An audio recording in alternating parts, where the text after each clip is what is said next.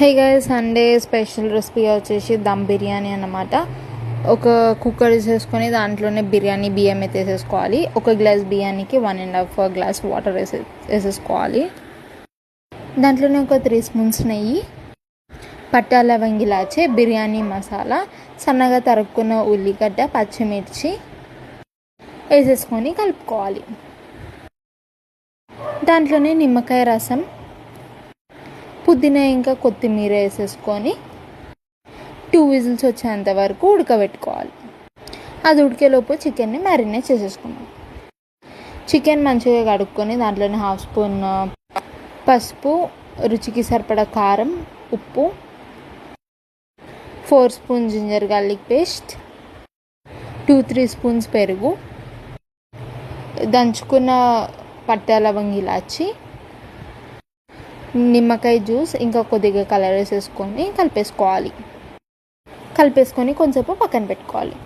దాని తర్వాత ఒక డేక్షా తీసుకొని దాంట్లో ఆయిల్ వేసేసుకోవాలి. దాంట్లోనే బిర్యానీ ఆకు, చిన్న కట్ చేసుకున్న ఉల్లిగడ్డలు, పచ్చిమిర్చి వేసేసుకొని వేపుకోవాలి. దాంట్లోనే 1 స్పూన్ జింజర్ గార్లిక్ పేస్ట్ వేసేసుకొని వేపుకోవాలి.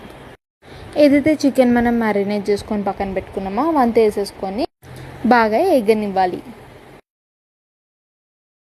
కొద్దిసేపు తర్వాత మూత తీసేసుకొని ఒకసారి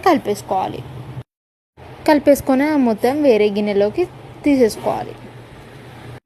ఏదైతే ఉడికిన అన్నం ఉందో అది ఒకసారి వీడియోలో చూపిస్తున్న విధంగా అలా మిక్స్ చేసుకోవాలి.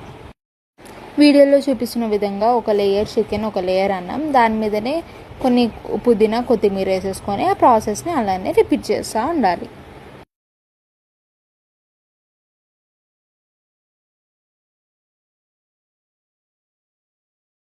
అవంతా వేసేసుకొని లాస్ట్కి పుదీనా ఇంకా కొత్తిమీర వేసుకొని ఒక 10 మినిట్స్ దమ్కి పెడితే రెడీ.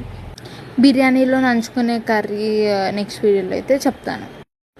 ఈ వీడియో కనుక మీకు నచ్చినట్లయితే please like, follow, share and subscribe to my channel.